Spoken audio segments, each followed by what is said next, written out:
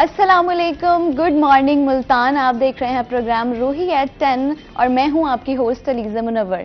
उम्मीद करती हूं आप सब ठीक ठाक होंगे, खैर आफियत से होंगे, अपनी ज़िंदगी को भरपूर तरीके से एंजॉय कर रहे होंगे। और अगर बात कर लें हम मौसम की, तो मौसम आजकल बड़ी सूरत हाल नाजुक चल रही है, क्योंकि अभी मैं जब आ रही थी, रास्ते में थी, तो मैंने देखा कि अब फील किया कि गर्मियां जो है वो मज़ीद शिद्दत इख्तियार कर गई हैं। दरमियान में एक मौसम ऐसा आया था कि नॉर्मल मौसम हो गया था, क्योंकि बारिशों का सिलसिला जारी रहा और फिर उसी के साथ साथ थोड़ी ठंडी हवाएं चलने लग गई, तो मुल्तान का भी मौसम काफ़ी खुशगवार हो चुका था। लेकिन अब की अगर बात करें तो गर्मी की इतनी ज़्यादा शिद्दत इख्तियार कर गई है, पिछले चंद रोज़ से इतनी ज़्यादा गर्मी पड़ रही है कि मैं तो यही कहूँगी कि आप बिला ज़रूरी घर से बाहर ना निकलें और कोशिश करें कि अपना वाटर इनटेक जो है वो मेंटेन रखें, क्योंकि डिहाइड्रेशन मोस्टली जो होती है वो हमारी तमाम बीमारियों की कह लें कि एक मेन वजह होती है, जिसकी वजह से तमाम बीमारियां शुरू होती हैं। तो पानी का इनटेक लाजमी रखें, और अगर ज़रूरत से आपको बाहर जाना भी पड़ता है तो पानी की बोतल अपने साथ लाजमी रखें। तो आज की सुबह का आगाज़ जो है वो हम एक अच्छी बात से करेंगे, और वो ये है कि अल्लाह पाक का शुक्र अदा करना बहुत ज़्यादा ज़रूरी है। चाहे आप किसी भी सिचुएशन में हो, शुक्र और सब्र दोनों ऐसी चीज़ें हैं कि अगर हम इन दोनों चीज़ों को साथ लेके चलें तो हमारी ज़िंदगी के बहुत सारे मसले एक तो दूर हो जाते हैं, और बहुत सारी परेशानियां जो हैं वो बहुत कम हो जाती हैं किसी ना किसी हद तक, क्योंकि शुक्र अदा करने वाला जो इंसान होता है वो अल्लाह की पाक ज़ात को बहुत ज़्यादा पसंद होता है। तो इसी के साथ हमारे साथ आज के गेस्ट मौजूद हैं, रूही के रिपोर्टर हैं हमारे साथ बिलाल यूनुस, और हमारे साथ फिटनेस ट्रेनर मौजूद हैं उमर जैदी। अस्सलाम वालेकुम बिलाल, कैसे हैं आप? जी अल्लाह का शुक्र, आप सुनाएं कैसी हैं? ठीक, मैं बिल्कुल ठीक हूँ, आप ठीक ठाक हैं? जी अल्हम्दुलिल्लाह ठीक। अच्छा जी, बिलाल से हम आज इनकी जिस तरह के बीट है रेलवे, हाईवे और मजीद इनकी बीट के मुतालिक हम इनसे सवाल करेंगे और जानेंगे कि किस तरह से जो करंट सिचुएशन है मुल्तान में या ओवरऑल पाकिस्तान में क्या चल रही है। तो बिलाल ज़रा हमें बताइएगा कि जो रेलवे कॉलोनीज़ की इस वक्त सूरत हाल है ओवरऑल वो क्या चल रही है? जी शुक्रिया अलीज़े, अगर आपने बात की रेलवे के हवाले से, रेलवे कॉलोनीज़ के हवाले से, सबसे पहले मैं बताता चलूँ मुल्तान शहर में 2 इस वक्त रेलवे कॉलोनीज़ हैं और अभी एक स्टेशन के करीब है। अगर इसी स्टेशन के करीब वाले की बात करूँ मैं रेलवे कॉलोनीज़ की, तो ये इस वक्त मसाइलिस्तान का गढ़ बन चुकी हैं। अच्छा। ना ही तो यहाँ पर कोई सहूलियात का कोई निज़ाम नहीं है, ना कोई सफाई का निज़ाम है, ना कोई सिक्योरिटी की सूरत हाल है, ना ही तो कोई जो पीने का पानी लोगों के घरों में आता है वो साफ़ है। यानी हम कह सकते हैं कि जो ज़रूरतें ज़िंदगी की तमाम सहूलियात होती है वो मुयस्सर होने के बावजूद भी मुयस्सर नहीं है। मुयस्सर नहीं है, बिल्कुल ऐसी है। अब जो रेलवे मुलाजिम वहाँ पे रहते हैं, जो रेलवे कॉलोनीज़ में जो घरों के रेंट तो पे करते हैं, अदा करते हैं, लेकिन उनको जो सहूलियात दी जानी थी रेलवे की तरफ से, रेलवे मुल्तान डिवीज़न इंतज़ामिया की तरफ से, वो नहीं दी जा रही। सहूलियात जो हैं वो ना होने के बराबर हैं। अब जो रेलवे मुल्तान डिवीज़न की इंतज़ामिया खामोश तमाशाई बन चुकी है। अगर हम यहाँ पर बात करें सिक्योरिटी के हवाले से, अगर हम बात करते चलें तो रेलवे पुलिस की जानिब से इस कॉलोनीज़ के अंदर ना ही तो कोई एहलकार मौजूद होता है। शाम के वक्त किसी भी टाइम जो है वो चोरी, राहज़नी की वारदातें जो है वो मामूल बन चुकी हैं। यानी मुसाफिर जितने भी हैं हमारे जो ट्रैवल कर रहे हैं वो भी सेफ नहीं है? बिल्कुल नहीं, मुसाफिर तो वो तो अलग टॉपिक है ना। अच्छा। रेलवे कॉलोनीज़ की मैं बात कर रहा हूँ, जो वहाँ के रहायशी हैं, जो रहने वाले लोग हैं। हम ना ही तो कोई गेट नस्ब किया गया है कि कोई सिक्योरिटी का कोई निज़ाम हो। किसी भी टाइम जो है रात के वक्त या शाम के वक्त जो है वो कोई भी जो रेलवे मुलाजिम वहाँ कॉलोनी के अंदर हैं उनको कोई लूट के चला जाता है, कोई पूछने वाला नहीं है। अब हम अगर सफाई के हवाले से बात करें तो पिछले ही दिनों हमने इस पर रिपोर्ट भी की। मेन गली के अंदर जो है रेलवे कॉलोनीज़ के कूड़ा क्रिकेट के अंबार लग चुके हैं। तकरीबन काफ़ी अरसे से वहाँ पे पहले प्लॉट था, ग्रीनरी प्लॉट था, उसको ख़त्म करके रेलवे इंतज़ामिया की गफलत के बायस जो है वहाँ पे गंदगी और कूड़ा क्रिकेट के अंबार लगे हैं, जिससे बदबू और ताफुन बहुत सारे मसाइल भी जन्म ले रहे हैं। तो उसके सामने बिल्कुल घर हैं। लोगों की तरफ से कई बार जो है रेलवे मुलाजमीन की तरफ से जो रहायशी हैं वहाँ रेलवे मुल्तान डिवीज़न की इंतज़ामिया को आगाह भी किया है कि यहाँ जो है इस सफाई का निज़ाम को बेहतर किया जाए। वहाँ पे अगर हम सीवरेज सिस्टम के हवाले से बात करें तो रेलवे कॉलोनीज़ का सीवरेज सिस्टम जो है बिल्कुल नाकारा हो चुका है। कई दिन तक जो है वो पानी गलियों में जमा रहता है, लेकिन रेलवे की तरफ से कोई भी उनकी सफाई नहीं की जाती। अगर हम वहाँ के घरों की बात करते हैं तो घरों की इतनी खस्ता हालत है کہ پچھلے دنوں بارشوں کے اندر کئی گھروں کی چھتیں تک گر گئی، دیواریں گر گئیں، لیکن ریلوے انتظامیہ کی طرف سے اس کا کوئی سد باب نہیں کیا گیا. وہاں کے لوگوں کی طرف سے جو متعلقہ انتظامیہ ہے وہاں کو ان لوگوں کو آگاہ بھی کیا گیا، لیکن پھر بھی جب وہ ان کے پاس جاتے ہیں تو ان کی طرف سے یہی بات ہوتی ہے کہ ہمارے پاس اتنا بجٹ نہیں ہے کہ ہم ان ریلوے کو ریپیئر تمام سہولیات دے سکیں. اب دوسری طرف اگر ہم پانی کی بات کرتے ہیں تو پچھلے دنوں کچھ وہاں کے لوگ بھی ہمیں بتا رہے تھے کہ وہاں پہ یہ صورتحال ہے کہ جو پانی پینے والا جہاں سے آتا ہے ٹینکی کے اندر، اس طرح کی صورتحال تھی کہ تقریباً کوئی سال سوا سال کا عرصہ ہو چکا تھا کہ اس کی صفائی نہیں کی گئی، صفائی نہیں ہو سکی، بالکل صفائی نہیں ہو سکی. وہاں پہ جیسے پانی اگر صفائی نہ ہو، پینے کا پانی ہے تو بہت ساری گندگی اور بہت ساری جو چیزیں ہیں وہ اکٹھی ہو جاتی ہیں، جس سے کافی لوگوں کو بیماری بھی ہوئی، بہت سارے لوگ ہاسپٹلس کے اندر بھی رہ چکے ہیں اسی وجہ سے. اب اسی طرح اگر ہم بات کرتے ہیں وہ دوسری صورتحال کے حوالے سے، یہ ساری صورتحال یہ نازک صورتحال ہے. Railway Multan division D S کے پاس بھی لوگ جا چکے ہیں، ڈی سی او کو بھی کہہ چکے ہیں کہ اس کی صفائی لیکن پھر بھی کوئی ایکشن نہیں لیا جا رہا. بالکل کوئی ایکشن نہیں لیا. ٹھیک ہے. اور بلال مجھے یہ بتائیے کہ جو جنوبی پنجاب ہے، جیسے کہ تمام لوگ جانتے ہیں کہ جو ملتان کینٹ کا ریلوے اسٹیشن ہے وہ جنوبی پنجاب کا سب سے بڑا ریلوے اسٹیشن ہے، تو وہاں پہ سہولیات کی کیا صورتحال ہے؟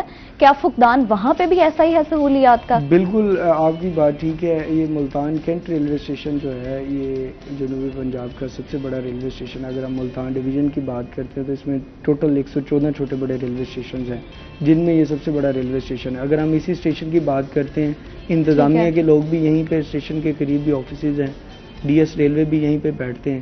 اگر ہم یہاں پہ بھی اگر ہم بات کرتے ہیں صفائی کے حوالے سے، سیکورٹی کے حوالے سے، انفارمیشن سیل جو بنایا گیا ہے، ٹکٹس دینے والے لوگ جو بیٹھے ہوئے ہیں ان کے حوالے سے بات کریں، جو وہاں پہ سٹالز لگائے گئے ہیں ان کی صورتحال کے حوالے سے اگر ہم بات کریں، ایک واک تھرو گیٹ نصب کیا گیا ہے. سینکڑوں اور ہزاروں کی تعداد میں لوگ جو ہیں روزانہ اسٹیشن سے گزر کر ٹرین میں سفر طے کرتے ہیں، لیکن نہ ہی تو کوئی وہیں پہ سیکورٹی کا نظام نظر آتا ہے. ایک اہلکار تعینات کیا گیا ہے اتنے بڑے ریلوے اسٹیشن پر، اور جو کہ جنوبی پنجاب کا سب سے بڑا ریلوے اسٹیشن بالکل ایسی ہے، جنوبی پنجاب کا سب سے بڑا ریلوے اسٹیشن ہے. اب اگر ہم وہاں کی چیکنگ کے حوالے سے بات کریں کہ نہ ہی تو کوئی مسافروں کی آنے جانے والے لوگ جو ہیں وہ سامان جو لے کے جا رہے ہوتے ہیں اسٹیشن پر، ٹرین پر سفر کرنے والے لوگ، ان کی سامان کی چیکنگ تک نہیں کی جاتی، چاہے وہ کارگو کا سامان ہو، چاہے وہ خود ریلوے پہ لے کے جا رہے ہوں. اچھا، اس کے علاوہ اگر ہم صفائی کی بات کرتے ہیں تو جب ہم کہیں اسٹیشن پر پہنچتے ہیں کوئی رپورٹ بنانے کے لیے تو پھر کہیں جا کے صفائی سٹارٹ ہوتی ہے، ورنہ اوورآل صورتحال یہ ہوتی ہے کہ وہ جو ٹریک ہوتا ہے اسٹیشن کے نیچے وہیں پہ کئی عرصے سے جو ہے وہ صفائی نہیں کی گئی، وہیں سے اسمیل آ رہی ہوتی ہے اسٹیشن کے اندر سے. اچھا، یعنی اتنی ناقص صورتحال ہے. اگر ہم وہاں پہ انفارمیشن سیل کی بات کرتے ہیں تو کوئی انفارمیشن لینے کے لیے اگر چلے بھی جاتا ہے کوئی مسافر تو وہاں پہ کوئی آدمی موجود نہیں ہوتا کہ جو اس کو صحیح طریقے سے گائیڈ کر سکے. اگر ہم ٹرینوں کی صورتحال کی اگر ہم بات کریں، ٹرینیں اتنی تاخیر کا شکار ہیں کہ ریلوے کی طرف سے ایک ایپ بھی لانچ کی گئی تھی کہ اس ایپ کے تھرو جو ہے وہ چیک کیا جا سکے کہ ٹرینیں کب آ رہی ہیں، کیا صورتحال ہے، کیا ٹائمنگ ہے، لیکن وہ ایپ بھی جو ہے وہ ناکارہ ہو چکی ہے. اس سے بھی کوئی بہتر انداز سے پتہ نہیں چلا ہے چل سکتا کہ وہ کس ٹائم ٹرینوں کی کیا ٹائمنگ ہے. اچھا بلال، ان تمام چیزوں کے ساتھ ساتھ جیسے کہ آپ نے ابھی بات کی کہ جو کھانے پینے کے فوڈ سٹالز وہاں پر موجود ہیں، تو جہاں پر جس ریلوے اسٹیشن میں صفائی کا اتنا فقدان ہے، وہاں پر کیا جو عوام کی ضرورت کے لیے، جو ضرورت زندگی کے لیے کھانے پینے کی اشیاء موجود ہیں، کیا وہ ان کے کھانے کے قابل ہیں؟ جو سٹالز لگائے گئے ہیں کھانے پینے کی اشیاء کے، جیسے چائے کے ہیں، کوئی بریانی کے سٹالز ہیں یا کھانے پینے کی جو اور چیزیں ہیں، ان کی اگر ہم صورتحال کی بات کرتے ہیں تو اتنی ناقص صورتحال ہے کہ جو بھی اسٹیشن پر، ظاہر سی بات ہے کوئی پراپر ایک لوگوں نے تو کھانا نہیں ہوتا کہ جو کھا رہا ہوگا وہ ایک بار ہی کھائے گا، دوبارہ تو پھر ظاہر سی بات ہے جس نے کراچی سے لاہور تک کا سفر کرنا ہے اسٹیشن پر ملتان میں ایک بار ہی رکے گا، پھر وہ کئی عرصے کے بعد ہی آئے گا. تو چاہے ایسی صورتحال دیکھ کر تو پھر لوگ بھی اوائڈ کرنا شروع کرتے ہیں. بالکل، دیکھیں مجبوری میں لوگوں کو کھانے پینے کی ضرورت کی چیزیں تو لینی پڑتی ہیں، لیکن وہ جو ایک بار کھا لیتا ہے لیکن وہ بیمار ہو کر ہی. لیکن شکایات لوگوں کی یہی ہوتی ہیں کہ جب بھی ہم یہاں سے اسٹیشن سے کوئی چیز لے کر کھاتے ہیں تو بیمار ہو جاتے ہیں. اس طرف ریلوے انتظامیہ ایک طرف یہ صورتحال ہے, دوسری طرف مہنگائی ہے, مہنگائی قیمتوں میں بھی اضافہ ہوگا. عام مارکیٹ سے اگر ہم بریانی کی پلیٹ کی بات کرتے ہیں, عام مارکیٹ سے اگر 200 کی ملتی ہے تو وہاں سے ہمیں 300 یا 350 کی, یعنی اتنا بڑا گیپ ہے, اتنا بڑا ڈفرنس ہے. بالکل ایسے. ٹھیک ہے, ہمارے ساتھ عمر زیدی صاحب بھی ہیں. عمر, آپ بتائیے کیسے ہیں؟ میں ٹھیک, اللہ کا شکر. آپ کیسے ہیں؟ بالکل ٹھیک. بالکل, وہ تو آپ تو فٹ بھی لگ رہے ہیں, اور یقیناً ایک فٹنس ٹرینر کو ایسا ہونا چاہیے. ایسا ہونا چاہیے, بالکل ایسا ہونا چاہیے. اچھا, آپ مجھے یہ بتائیے گا کہ آپ نے بیسیکلی ہر انسان کے پروفیشن کا ایک آغاز ہوتا ہے, آپ نے ایز اے فٹنس ٹرینر جو ہے یہ اپنا پروفیشن بنا لیا یا اس کے علاوہ بھی کچھ کرتے ہیں؟ اور فٹنس ٹریننگ کب سے شروع کی آپ نے؟ اچھا, میں ویسے تو انڈسٹری میں پچھلے 7-8 سال سے یا تھوڑے ٹائم زیادہ سے ہوں. فٹنس ٹریننگ پہلے تو ظاہر سی بات ہے, آپ کو انڈسٹری میں ہونا پڑتا ہے, آپ کو سیکھنا پڑتا ہے. ٹھیک ہے, ہمارے کوچز, ہمارے ہیڈ کوچز ہیں جو, ان سے ہم سیکھیں گے. ٹھیک ہے, ان سے سیکھ کر ہی ہم آگے لرن کر کے آگے لوگوں کو سکھائیں گے. اچھا, تو آپ کا جو لرننگ پرپز تھا, جو لرننگ سٹیج تھا, وہ کب شروع ہوا اور آپ نے کیوں شروع کیا؟ لرننگ پرپز, آپ جس وقت سیکھنا, مطلب آپ اپنے لیے سیکھنا شروع کرتے ہو, اپنے لیے کرنا شروع کرتے ہو, اس وقت آپ سیکھنا شروع کر دیتے ہو. تو جب سے کیا کہتے ہیں انڈسٹری میں ہوں 2015-2016 سے, تب سے کیا کہتے ہیں بس سیکھ رہا ہوں اپنے استادوں سے, اپنے کوچز سے. ٹھیک ہے, اور اب خود کوچنگ کروا رہا ہوں. تو اچھا, خود ٹریننگ دے رہے ہیں. اچھا, آپ عمر مجھے یہ بتائیے گا کہ ایک تو جم اور جم کے جو ٹرینرز ہوتے ہیں اور پرسنل ٹرینرز ہوتے ہیں, ان میں ڈفرنس ہوتا ہے, جو کہ عام عوام اور شاید جب تک ہم بھی نہیں پڑھتے اس کو تو ہمیں بھی سمجھ نہیں آتا. تو وہ بتائیے گا کہ کیا ڈفرنس ہے ایک جم ٹرینر اور ایک پرسنل ٹرینر کے درمیان؟ جم ایک جنرل ٹرینر ہوتا ہے. ٹھیک ہے, جم اسے ہائر کرتا ہے آپ کو جم کو اوور لک کرنے کے لیے. ٹھیک ہے, آپ کو جنرلی لوگوں کو گائیڈ کرنے کے لیے, جو جم آتے ہیں جنہیں سرٹن اینگلس کا نہیں پتا ہوتا یا ورک آؤٹ اس لحاظ سے نہیں آتا. ٹھیک ہے, ان کو گائیڈ کرتے ہیں. جو پرسنل ٹرینرز ہوتے ہیں نا, وہ بیسیکلی آپ کو اسپیسیفکلی آپ پر فوکس کریں گے. ٹھیک ہے, آپ کی باڈی کی نیڈس پر فوکس کریں گے. ٹھیک ہے, کہ آپ کو ویٹ گین کرنا چاہیے, آپ کو لوز کرنا چاہیے. ٹھیک ہے, آپ کی باڈی کی شیپ آپ کی ہائٹ کے لحاظ سے کس طرح کی ہونی چاہیے.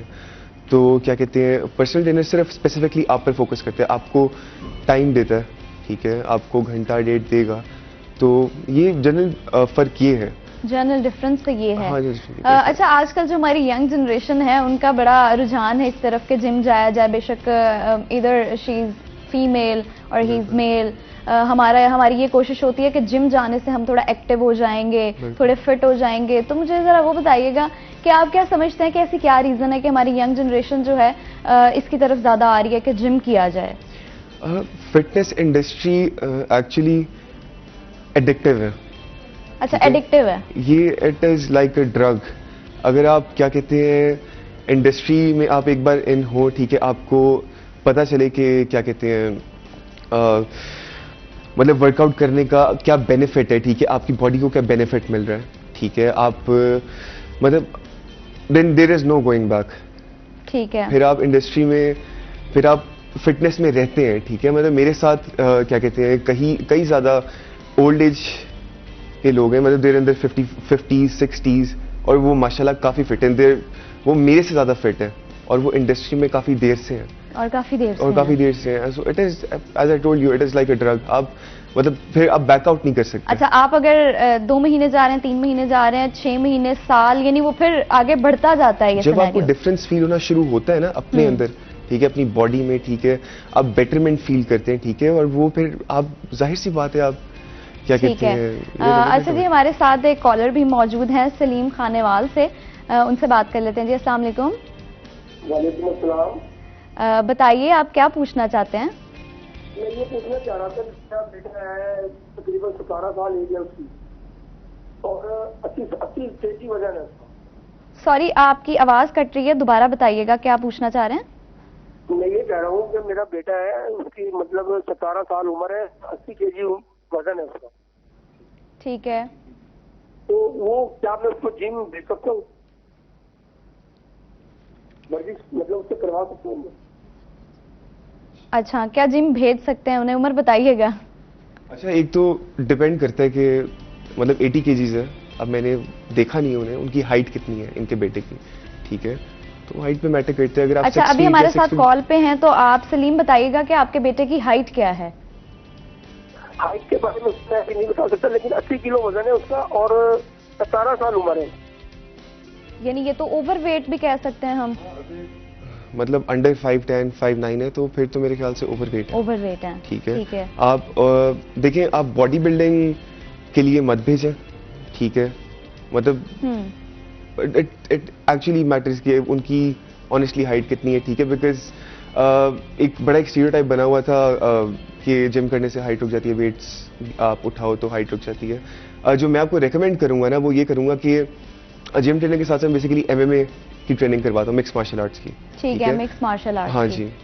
تو آپ اپنے بیٹے کو نا ادھر بھیجیں.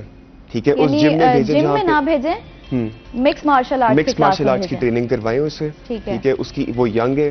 ٹھیک ہے. اور اگر آپ کا بیٹا اوور ویٹ ہے تو کیا کہتے ہیں انہیں مطلب کافی بینیفٹ ہوگا اس سے. اچھا عمر، کچھ مسائل یہ بھی تو ہوتے ہیں کہ جب اوور ویٹ ہو جاتے ہیں، ایک تو انڈر ویٹ لوگوں کے لیے بہت مسائل ہوتے ہیں، ایک اوور ویٹ لوگوں کے لیے بہت زیادہ مسائل ہوتے ہیں، کیونکہ ان کا سانس پھول جانا اور جم کرنے کے لیے یا مکس مارشل آرٹس کے لیے بھی آپ کی یہ چیزیں آئی تھنک نارمل ہونا بہت ضروری ہیں.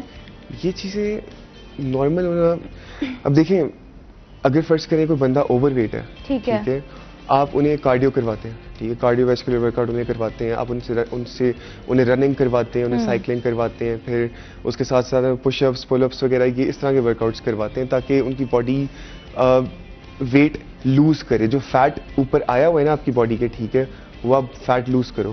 ٹھیک ہے. جو انڈر ویٹ ہوتے ہیں ان کے لیے مسئلے مسائل کس طرح کے ہیں، وہ ویٹ نہیں گین کر پاتے.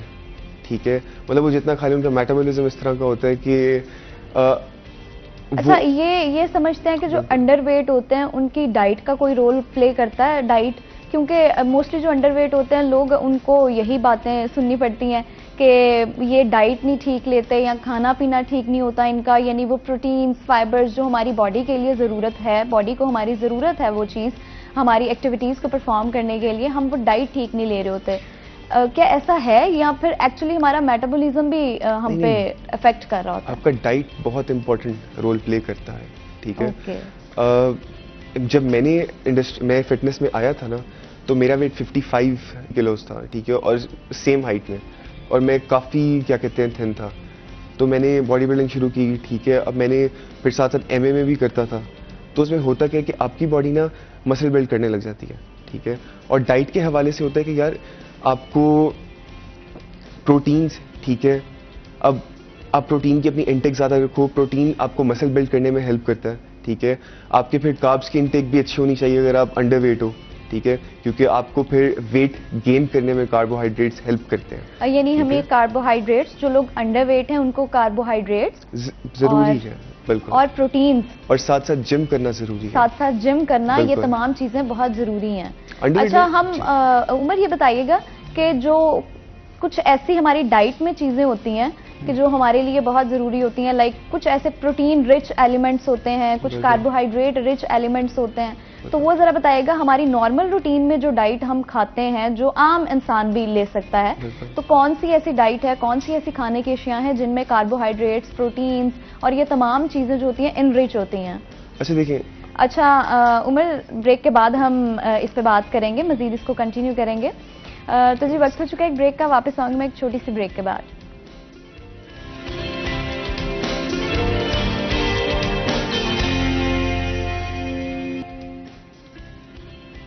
بریک کے بعد پھر سے آپ کو خوش آمدید کہتے ہیں روحی ایٹ 10 میں. تو ابھی سب سے پہلے ہم اپنے سیگمنٹ کی جانب بڑھتے ہیں اور ویدر اپڈیٹ لیتے ہیں، اور ہمارا سیگمنٹ ہے ٹوڈیز ویدر، اور ہمارے ساتھ موجود ہیں حسن ملک. جی حسن ملک بتائیے گا.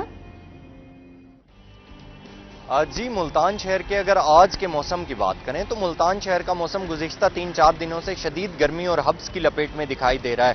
دوپہر کے اوقات میں سورج یوں محسوس ہوتا ہے جیسے آنکھیں دکھانے کے ساتھ ساتھ آگ برسا رہا ہو. آج بھی علل صبح سے گرمی کی شدت کافی زیادہ محسوس ہو رہی ہے، لیکن اسی کے ساتھ ہی ہوا چلنے کی وجہ سے ملتان شہر کا موسم قدرے بہتر ہو گیا ہے، لیکن درجہ حرارت بدستور کافی زیادہ ہے، جس کے ساتھ ہی گرمی کی شدت میں بھی نمایاں اضافہ دیکھنے کو آ رہا ہے.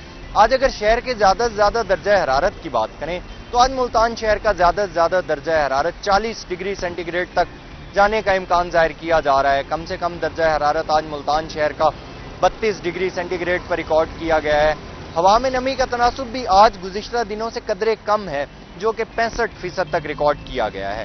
ایئر کوالٹی انڈیکس کی بات کریں تو ملتان شہر کا ایئر کوالٹی انڈیکس گزشتہ دن کی طرح آج بھی بدستور آلودہ ہے جو کہ 171 پوائنٹس پر ریکارڈ کیا گیا ہے. پاکستان کے فضائی آلودہ ترین شہروں کی لسٹ میں ملتان کو اگر دیکھیں تو ملتان آج پہلے نمبر پر سٹینڈ کر رہا ہے. محکمہ موسمیات کی جانب سے یہ پیشگوئی ظاہر کی جا رہی ہے کہ آئندہ آنے والے دنوں میں ملتان شہر میں گرمی کی شدت میں نمایاں اضافہ دیکھنے کو آئے گا. جس طرح سے گزشتہ 3-4 دنوں سے ملتان شہر کا موسم کافی زیادہ گرم دکھائی دے رہا ہے, اسی طرح سے آئندہ آنے والے دنوں میں بھی ملتان شہر کا موسم قدرے گرم ہوگا. اسی کے ساتھ ہی ایئر کوالٹی انڈیکس بدستور آلودہ ہونے کی وجہ سے طبی ماہرین کی جانب سے یہ کہا جا رہا ہے کہ ادھیڑ عمر کے لوگ اور بچے جو ہیں وہ اسپیشلی باہر نکلنے سے گریز کریں, اور دوپہر کے اوقات میں اگر باہر نکلنا ضروری بھی ہو تو شہری اپنے سروں کو ضرور ڈھانپ کر نکلیں کیونکہ ہیٹ سٹروک کا خدشہ بھی ظاہر کیا جا رہا ہے. آئندہ آنے والے دنوں کے حوالے سے محکمہ موسمیات کی جانب سے یہ پیشگوئی ظاہر کی جا رہی ہے کہ آئندہ 24 گھنٹوں کے دوران اور آئندہ آنے والے دنوں میں ملتان شہر کا درجہ حرارت مزید بڑھے گا, گرمی کی شدت میں نمایاں اضافہ دیکھنے کو آئے گا. بادلوں کا اور بارشوں کا سلسلہ اگر دیکھا جائے تو محکمہ موسمیات کی جانب سے یہ پیشگوئی بھی ظاہر کی جا رہی ہے کہ آئندہ ایک ہفتے کے دوران ملتان شہر میں بارش کا کوئی امکان ظاہر نہیں کیا جا رہا. جی حسن ملک, جس طرح کہ آپ کو ابھی حسن ملک بتا رہے تھے کہ گرمی کی جو صورتحال ہے ملتان میں وہ بہت زیادہ ہے, اور اگر اوور آل پورے پاکستان کی بات کی جائے تو ہر جگہ گرمی بہت زیادہ بڑھ رہی ہے. تو امید کرتے ہیں بارشوں کا سلسلہ جو ہے وہ دوبارہ ہے لیکن ٹھنڈے موسم کے ساتھ. اسی کے ساتھ ہم بات کر رہے تھے عمر سے, اسی کو آگے کنٹینیو کریں گے. عمر, سوال میں آپ سے دوبارہ کر لیتی ہوں جو میں نے کیا تھا کہ آپ مجھے یہ بتا دیجئے کہ کیونکہ آپ نے ابھی بتایا کہ جو لوگ انڈر ویٹ ہیں ان کے لیے کاربوہائیڈریٹس, پروٹینز, فیٹس رچ جو ایلیمنٹس ہوتے ہیں ہماری ڈائٹ میں وہ کھانا بہت ضروری ہیں.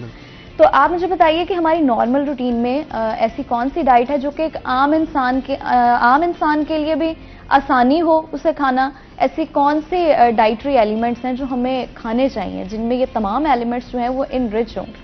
اچھا, ہم ڈیلی چکن کھاتے ہیں, ٹھیک ہے, ہم ڈیلی انڈے بھی کھاتے ہیں, ٹھیک ہے, ہم ڈیلی روٹی چاول وغیرہ ہر چیز کھاتے ہیں. یہ جو بیس ہے نا, ٹھیک ہے, وہ ہم ڈیلی کھا رہے ہیں, ٹھیک ہے, وہ ڈیپینڈ کرتا ہے ہماری کوانٹٹی پر, ہم کس طرح اسے انٹیک کر رہے ہیں, ٹھیک ہے. انڈر ویٹ لوگ ہیں جو ان کے لیے ہوتا کہ اب دیکھیں میں آپ کو یہ مشورہ نہیں دوں گا کہ آپ کیا کہتے ہیں آملیٹ کھائیں, ٹھیک ہے, آپ 2-3 بوائل ایگز لے لیں, ٹھیک ہے, انڈر ویٹ لوگوں کے لیے. اوور ویٹ لوگوں کے لیے کیا ہے, آپ یولک نکال دیں, ٹھیک ہے, آپ صرف ایگ وائٹ کھائیں, ایگ وائٹ کھا لیں, ٹھیک ہے, ٹھیک ہے. اسی طرح کیا کہتے ہیں جس طرح آپ کی نارمل چکن ہے, ٹھیک ہے, آپ چکن سالن میں نہ کھائیں, آپ سٹیم کر لیں, ٹھیک ہے. اچھا, ان چیزوں کا بھی اثر پڑتا ہے کہ کس طریقے سے ہم اس کو بنا کے کھا رہے ہیں. بالکل بالکل, ادھر ہم اس کو بوائل کر کے کھا رہے ہیں یا ہم اس کو فرائی کر کے کھا رہے ہیں, یہ چیزیں بھی بہت زیادہ افیکٹو ہوتی ہیں.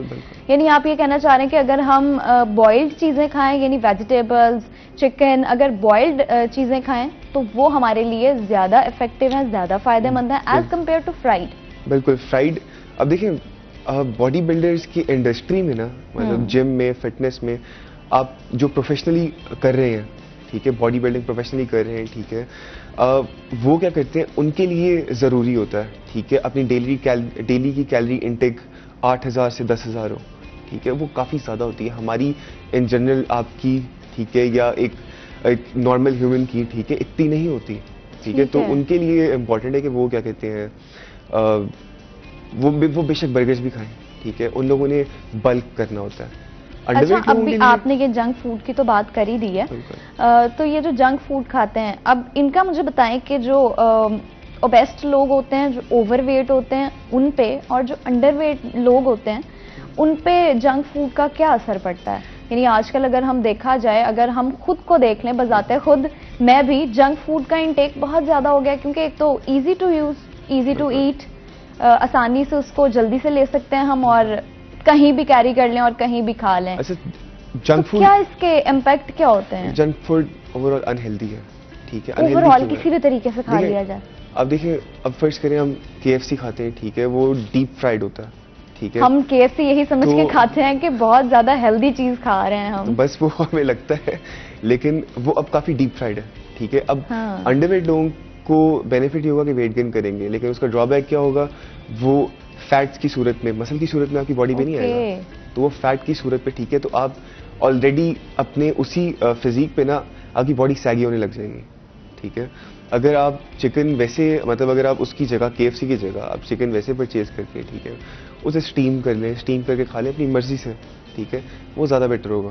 آپ پھر ساتھ ساتھ جم بھی جا رہے ہیں. ٹھیک ہے, اور وہ یہ چیز بہت میٹر کرتی ہے. اب وہی فوڈ, چکن ہو گیا, ایگز ہو گئے, آپ اسے کس طرح انٹیک کس طریقے سے کھا رہے ہیں, یہ بہت زیادہ افیکٹو ہے. کافی افیکٹو ہوتا ہے. اچھا عمر, آپ سے مزید سوال بھی کروں گی, لیکن بلال آپ کی طرف میں آتی ہوں. آپ مجھے بتائیے گا, یہ جو ابھی ریسنٹلی ایک واقعہ پیش آیا ہے, جو کراچی سے حویلیاں جانے والی ہزارہ ایکسپریس کا حادثہ تھا, جس میں کئی لوگ جاں بحق ہوئے اور بہت زیادہ نقصان ہوا. تو آپ مجھے یہ بتائیے گا کہ اس کے پیچھے آپ کو کیا لگتا ہے کہ کیا ڈرا بیکس تھے اور کیا چیزیں تھیں جو مزید بہتر ہو جانی چاہیے تھیں, اور اب تک اس پہ کیا ایکشن لیا جا چکا ہے, اور پریزنٹ سچویشن کیا ہے اس واقعے کے حوالے سے؟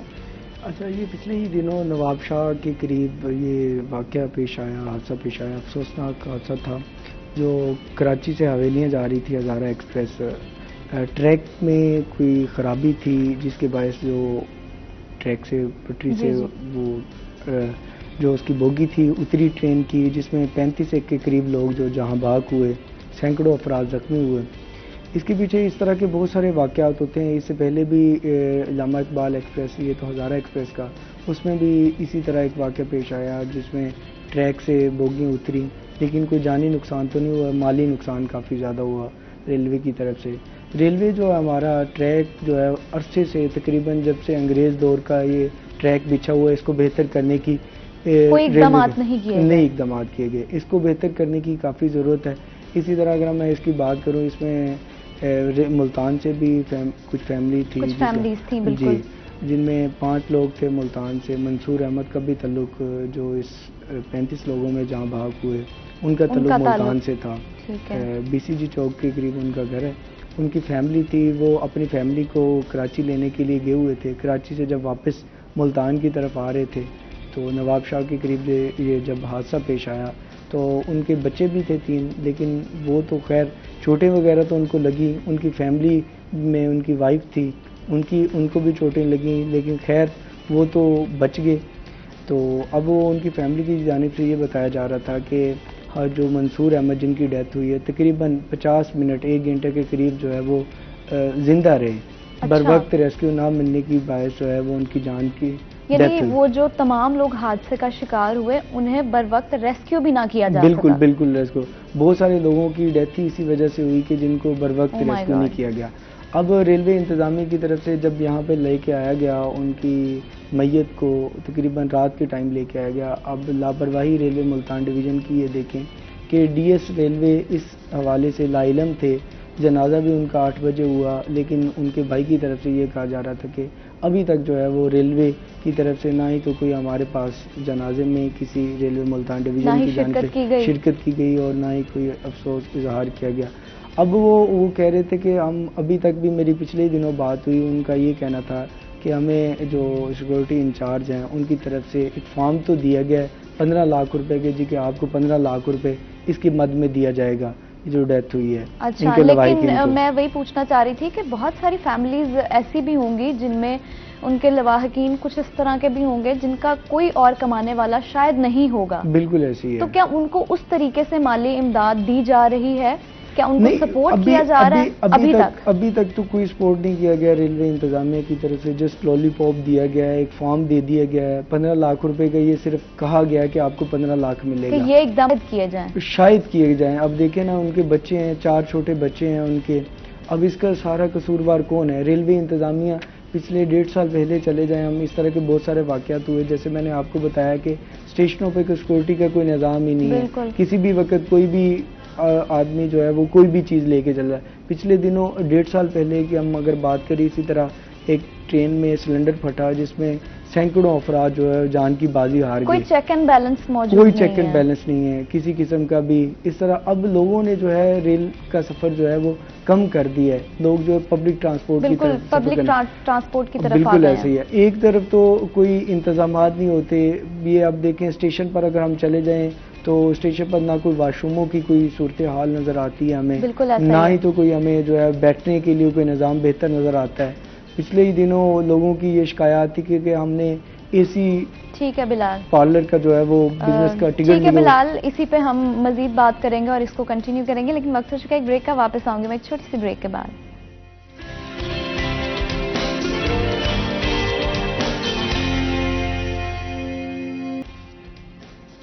بریک کے بعد پھر سے آپ کو خوش آمدید کہتے ہیں اور آپ دیکھ رہے ہیں روہی ایٹ 10. جی بلال, آپ سے گفتگو کر رہے تھے ہم, تو آپ مجھے بتائیے, ریلوے کے حوالے سے بھی آپ سے بات کر لی, لیکن جو اب کا ایک اور سنگین مسئلہ ہے وہ یہ بھی ہے کہ سردیوں میں تو چلنے سوئی گیس کی صورتحال تھی کہ کم پریشر آنا اور وقت پہ گیس نہ ہونا اور کم ٹائم کے لیے گیس کی موجودگی, لیکن اب تو گرمیوں میں بھی سچویشن جو ہے صورتحال سیم لوگوں کے لیے ہے. تو اب اس کے بارے میں کیا کرنٹ سچویشن کیا ہے, صورتحال کیا ہے کہ کیوں ایسی صورتحال سامنے آ رہی ہے؟ بالکل آپ کی بات ٹھیک ہے کہ سردیوں میں یہ صورتحال تو رہتی ہے کم پریشر کی اور گیس کے نہ آنے کی. اب گرمیوں میں بھی یہی صورتحال ہے. اس کے پیچھے دو بڑی وجوہات ہیں. ایک تو یہ ہے کہ لوگ جو کمپریسر کا استعمال کرتے ہیں, اگر ایک سوسائٹی میں 100 کے قریب گھر ہیں تو اس میں 10 لوگ اگر کمپریسر کا استعمال کرتے ہیں تو وہ اپنے دوسرے ہمسایوں کا بھی جو ہے وہ گیس کھینچ رہے ہوتے ہیں. ظاہر سی بات ہے کمپریسر سے جب استعمال کریں گے. سیکنڈ ریزن یہ بھی ہے کہ اس میں ہمارا جو پائپ لائن ڈلی ہوئی ہے اس کی سوئی گیس کی, یہ تقریباً 55 سال ہو گئے ہیں. ملتان اور راولپنڈی واحد پاکستان میں 2 اسٹیشنز تھے جہاں سب سے پہلے گیس لائن ڈالی گئی تھی. اب یہ دیکھیں تقریباً 55 سال گزرنے کے باوجود بھی جو ہے وہ ان لائنوں کو چینج نہیں کیا گیا. اگر ہم بات کریں کینٹ کی بات کریں یا پھر اگر ہم گلگشت کی بات کرتے ہیں, ممتاز آباد کی, اندرون شہر کی بات کریں, زیادہ مسئلہ ہوتا ہے اندرون شہر میں ہو گیا. بالکل, کیونکہ وہاں پہ ذرا انتظامیہ کی رسائی تھوڑی مشکل ہوتی ہے. نہیں, رسائی تو ہوتی ہے, لیکن بات یہ ہے نا کہ اب آبادی جو تھی کینٹ کی, اگر آبادی آج سے 55 سال پہلے کی اگر ہم لگائیں تو اس آبادی اور آج کی آبادی کے لحاظ سے دیکھیں اسی حساب سے لائنیں ڈالی گئی تھی. آج 55 سال کے بعد. بلال, مجھے یہ بتائیے کہ اب جو سچویشن آپ نے ابھی بتائی ہے تو کیا وہ لوگ جو کمپریسر کا استعمال کر رہے ہیں ان کے خلاف کوئی انتظامیہ کی جانب سے کوئی کارروائی بھی کی جا رہی ہے؟ بالکل کارروائی کی جا رہی ہے. اگر ہم پچھلے 6 ماہ کی بات کریں تو جو سوئی northern gas pipe lines limited انتظامیہ کی جانب سے جو ہے وہ تقریباً 1200 کے قریب جو ہے وہ میٹرز ڈسکنیکٹ کیے گئے ہیں. جن لوگ جو ملتان شہر میں, جی ملتان شہر, ملتان ریجن میں تقریباً جو کمپریسر کا استعمال کرتے تھے. اسی طرح جو ہے وہ ان کے خلاف کارروائیوں کا بھی سلسلہ جاری ہے.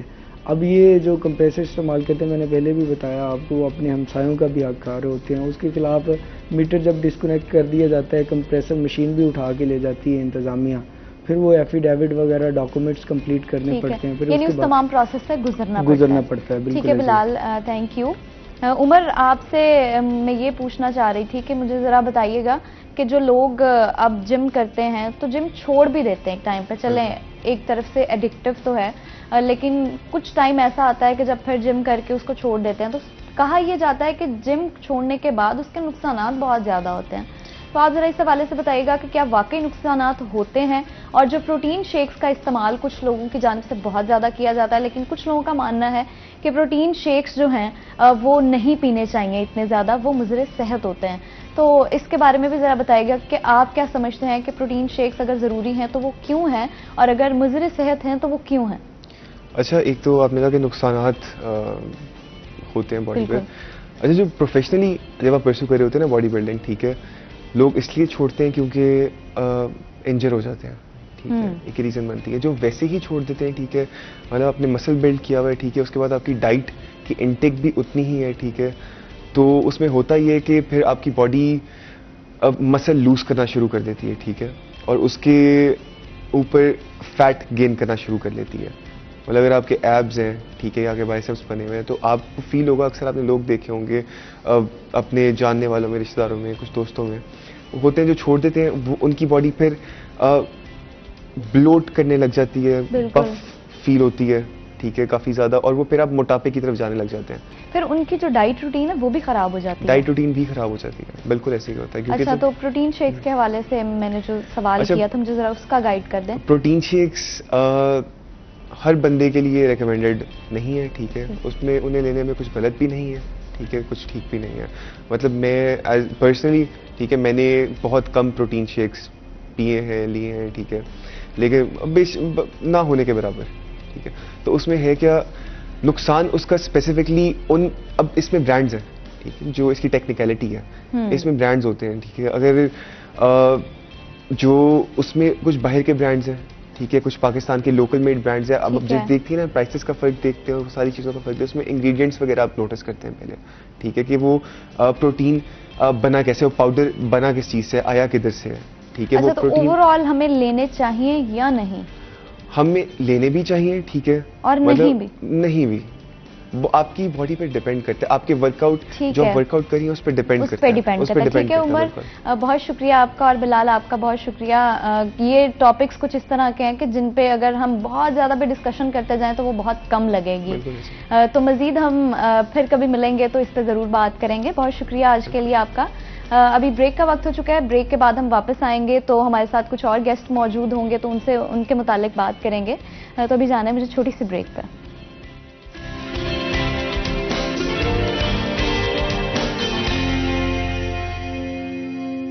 بریک کے بعد آپ کو پھر سے خوش آمدید کہتے ہیں, اور آپ دیکھ رہے ہیں پروگرام روہی ایٹ 10. تو ہمارے ساتھ جو گیسٹ آج موجود ہیں اس سیگمنٹ میں, یقیناً وہ کسی تعارف کے محتاج نہیں ہیں, اور پاکستان کی ہسٹری میں دیکھا جائے اور اب تک ان کا نام بہت اچھے الفاظ میں لکھا بھی جاتا ہے, اور ان کو بہت اچھے الفاظ میں لوگ یاد بھی کرتے ہیں. اور اگر آج کے گیسٹ کا میں آپ کو تعارف کرواتی چلوں تو آج ہمارے ساتھ موجود ہیں خالد مسعود خان صاحب, جو کہ فنی پوئٹ ہیں, اور ان کو پرائڈ آف پرفارمنس کا ایوارڈ بھی دیا جا چکا ہے پاکستان حکومت کی جانب سے. اور ہمارے ساتھ موجود ہیں none other than صابر انصاری صاحب, جو کہ ایک سنجیدہ قسم کے شاعر ہیں, شاعری سنجیدگی سے لکھتے ہیں, لیکن دکھنے سے سنجیدہ بالکل نہیں لگتے. السلام علیکم صابر انصاری صاحب, کیسے ہیں آپ؟ وعلیکم السلام جی, سلامت رہیں آپ کا بے حد شکریہ. گاہے گاہے آپ بلاتے رہتے ہیں, اور یہ جو روہی چینل ہے یہ تمام طبقات فکر کی بہت عمدہ طریقے سے نمائندگی کر رہا ہے, شاعروں ادیبوں کو پروموٹ کر رہا ہے, اور سب سے اہم بات یہ ہے کہ جنوبی پنجاب جو ہمارا خطہ ہے اس کی سب سے مضبوط آواز بن چکا ہے. میں آپ کا بے حد شکر گزار ہوں. بہت شکریہ آپ کا. السلام علیکم مسعود صاحب, آپ ٹھیک ہیں؟ الحمدللہ. وعلیکم السلام, آپ ٹھیک ہیں؟ بالکل الحمدللہ, میں بھی ٹھیک ہوں. اچھا, سب سے پہلے تو میں آپ سے اس چیز سے ہم سٹارٹ کریں گے جس چیز سے آپ کو جانا جاتا ہے, یعنی پاکستان حکومت کی جانب سے آپ کو پرائڈ آف پرفارمنس کا ایوارڈ ملا, تو وہ کب ملا, اور آپ کیا سمجھتے ہیں کہ پرائڈ آف پرفارمنس ایوارڈ کے لیے اگر کسی کو ملتا ہے تو کیا کیا ایسی چیزیں ہیں, ایسی خوبیاں ہیں, ایسے تمام عناصر ہیں جو ہونا لازم ہے؟ دیکھیں, میں سمجھتا ہوں کہ اس کا کوئی جو طے شدہ پیرامیٹرز آپ مطلب بیان نہیں کر سکتے. پہلی بات تو یہ. دوسری بات یہ ہے کہ یہ جو اب مجھے کب ملا ہے, تو یہ جو سول ایوارڈز ہیں یہ ہر سال 14 اگست کو ان کا اعلان ہوتا ہے, اور یہ 23 مارچ کو نیکسٹ ایئر ایوان صدر میں دیے جاتے ہیں. تو چند روز پہلے 14 اگست کو جو تھا وہ میرا پرائڈ آف پرفارمنس کا جو صدر کی طرف سے کنفرم ہوتا ہے وہ اس کا اعلان ہوا تھا, تو مجھے لٹریچر, پوئٹری اور کالمز پہ یہ دیا گیا ہے. اب باقی رہی بات, دیکھیں میں یہ سمجھتا ہوں کہ ایوارڈ تو بہت کم ہیں تعداد میں. مطلب لٹریچر پہ آپ یہ دیکھ لیں کہ پرائڈ آف پرفارمنس, 17 امتیاز, تمغہ امتیاز, ملا جلا کے 20-25 ہوتے ہیں جو میکسیمم جو لٹریچر پر دیے جاتے ہیں, جو ہر سال دیے جاتے ہیں. لیکن ظاہر ہے ڈیفینیٹلی جو اس کو ہم یہ کہیں کہ جو ڈیزرونگ ہیں ان کی تعداد زیادہ ہوتی ہے. پاکستان میں ہمارے ماشاءاللہ ویسے بھی ٹیلنٹ اگر دیکھا جائے تو وہ بہت زیادہ ہے. ٹیلنٹ کے علاوہ میں دیکھیں, میں ہمیشہ ایک بات کہتا ہوتا ہوں کہ اللہ تعالیٰ نے اس روئے ارض پر پوری تاریخ انسانی میں 1,24,000 پیغمبروں کو مبعوث کیا, لیکن پاکستان میں ہر وقت ہمہ وقت 1,25,000 अदीब और शायर मौजूद होते हैं, तो उसमें से 20-25 को अवार्ड मिल जाता है, तो जो बाकी रह जाते हैं उसमें से डेफिनेटली बहुत से लोग ऐसे हैं जो मुस्तहिक हैं, जिनको मिलना चाहिए और वक्त के साथ मिल भी जाता है, कुछ थोड़ा लेट हो जाता है, किसी को जल्दी मिल जाता है, लेकिन उसमें बहुत से लोग ऐसे हैं जो बदों में खुद मीर और गालिब बने होते हैं, वो भी कोहराम मचाते हैं। तो लिहाजा ये इस पार्ट ऑफ गेम चलता रहता है। ठीक है, तो इसका जो क्राइटेरिया होता है, जो तरीकाकार होता है सिविल अवार्ड्स को देने का, वो क्या होता है? देखिए मुख्तलिफ हैं, कोई अकेडमी ऑफ लेटर जो पाकिस्तान है वो कुछ वो अदीबों का नाम भिजवाती है, इस तरह जो लोकल होती है एडमिनिस्ट्रेशन बाज़ वो भिजवा देते हैं। ठीक है, इसी तरह जो मुख्तलिफ महकमे हैं, मतलब स्पोर्ट्स का महकमा जो है सूबाई महकमा, वो जो खिलाड़ी हैं उनके भिजवाता है, इस तरह जो साइंस एंड टेक्नोलॉजी वाले हैं वो अपने लोगों के भिजवाते हैं, एजुकेशन वाले अपने भिजवाते हैं, आर्ट एंड कल्चर वाले अपनी तरफ से नाम भिजवाते हैं, तो ये सारे नाम मुख्तलिफ महकमों की तरफ से जाती हैं, भिजवाए जाते हैं। और फिर सिलेक्शन कहाँ से होती है? उसके बाद एक कमेटी है गवर्नमेंट की, ठीक है, तो सूबाई पहले कमेटी होती है, सूबाई कमेटी उसको स्क्रूटनाइज करती है, स्क्रूटनाइज करने के बाद उसमें से वो फिर कुछ लोगों को पिक एंड चूज वाली बात है।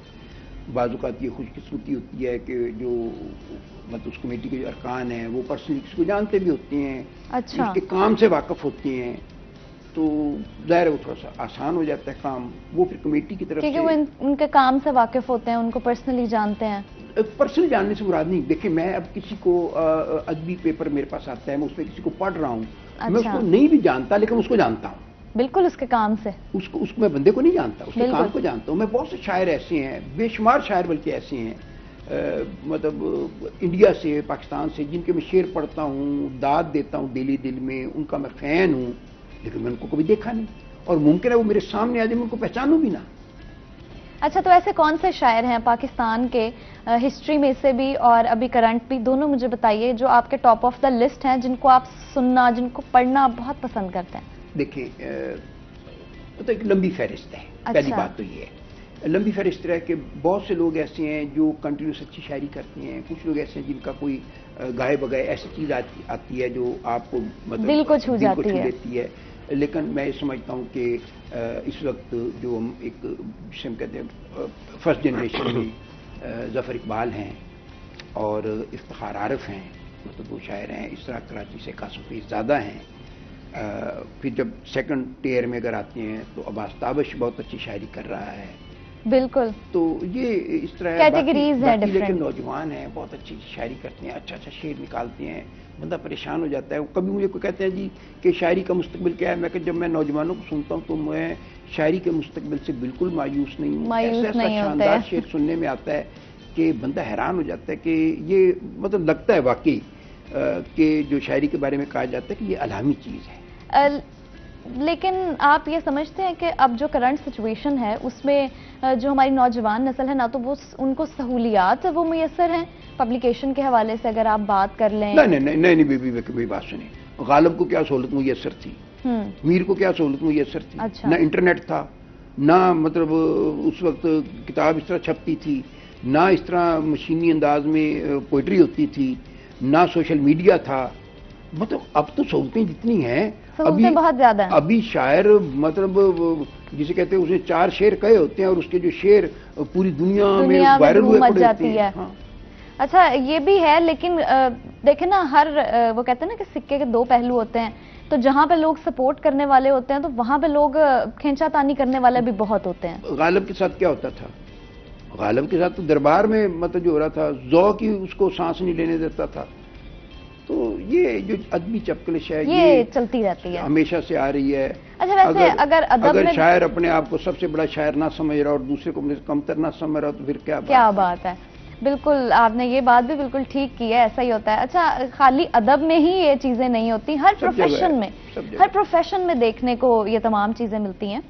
अच्छा साबिर अंसारी साहब, आप मुझे बताइएगा कि आप बहिस्सत खुद अगर आपको देखा जाए, जिस तरह के लोग आपको देख रहे होंगे तो वो ये समझ रहे होंगे कि आप बड़े संजीदा, या फिर इस तरह के आपकी जो शख्सियत है वो बड़ी संजीदगी है उसमें, لیکن اب جب میں نے آپ سے بات کی تو مجھے لگا کہ آپ میں تھوڑا وہ ایک فنی فیکٹر ہوتا ہے نا، آپ میں وہ بھی ہے.